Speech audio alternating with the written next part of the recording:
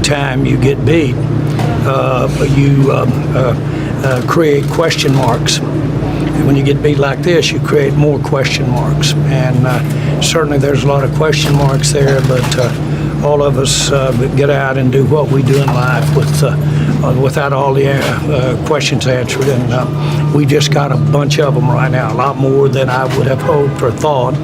I thought defensively we were compromised, but I thought we could come in here and really make up for where we were compromised on defense with our offense. Detroit, again, had a lot to say about that, but this was a stunner as well as just a disappointment. That's the NFL, and humbling within the game. As I said, you go down first drive, feel good, feel like you know what I'm saying, should have got a touchdown, but you settle for the field goal. You come down again, and in the same situation, think you're going to score, and turn the ball over, and then as I said, from there, can't get anything going. So humbling for sure. Concerning. I'm not a guy to hit the panic button. I get to have the ball in my hands. I get to lead this offense. I get to lead this team. Hard for me to say that. And then shocking, I can agree to that to some extent, just on the way that they came out and played harder than us in every phase. And obviously you never prepare for that or think that can happen the way that it did today here at home again. Now dropping 3 at home, place that we've been great at. Yeah. All right, let's get some perspective from Uncle Herm now. So, look, I mean, offense was bad. Defense gave up a lot of points, so you could put a lot of blame on a lot of places here in Cowboy land right now. I guess the simple question for you, Coach, is how do you get this thing fixed? Is it possible to get it fixed?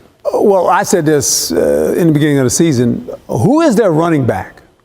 Good point. The Cowboys have always had a bell cow running back. You can go back to the Calvin Hill days, Tony Dorsett. You just name all the Cowboy running backs. Who's their running back? They don't have a running back. Yeah. So all the stress is on who? The quarterback. Mm-hmm. They're a throwing football team. I get it. They got a lot of really good receivers. They got tight ends.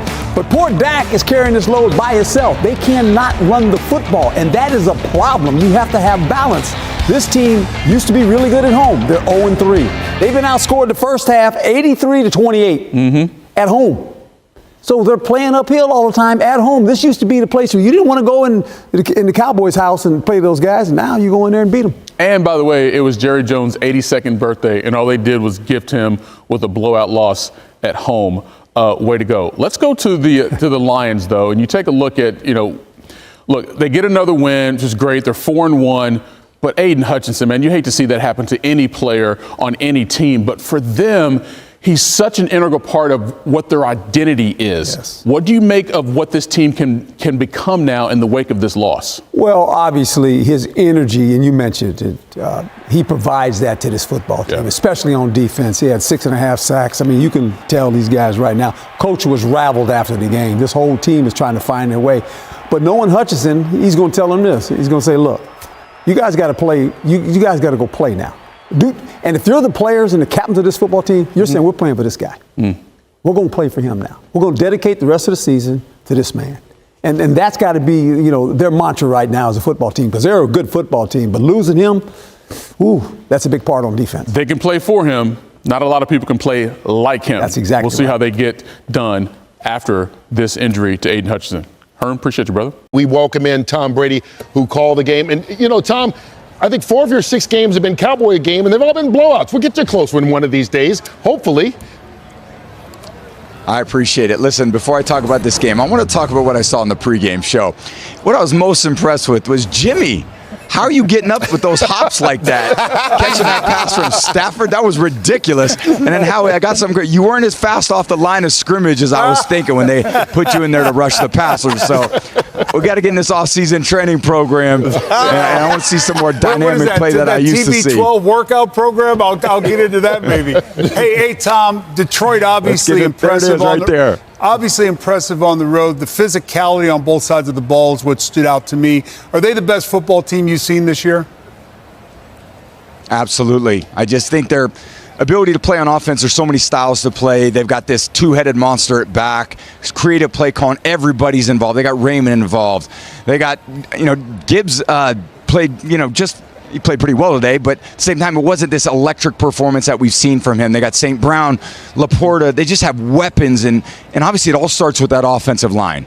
The way they dominate the line of scrimmage, they can't get any pass rush. Goff is back there surveying the field. They just seem like that got everything rolling. And on defense, they're up there challenging people. They're playing man coverage, challenging every single play. And if it's frustrating when you're a quarterback and there's no easy throws out there. So they're going to be tough to stop. I think they've got a lot of humility in that locker room. They got a lot of guys that are playing for one another. I think the way that culture of that team is, they're a team that everyone is taking notice right now, man. The Lions are a tough team to beat.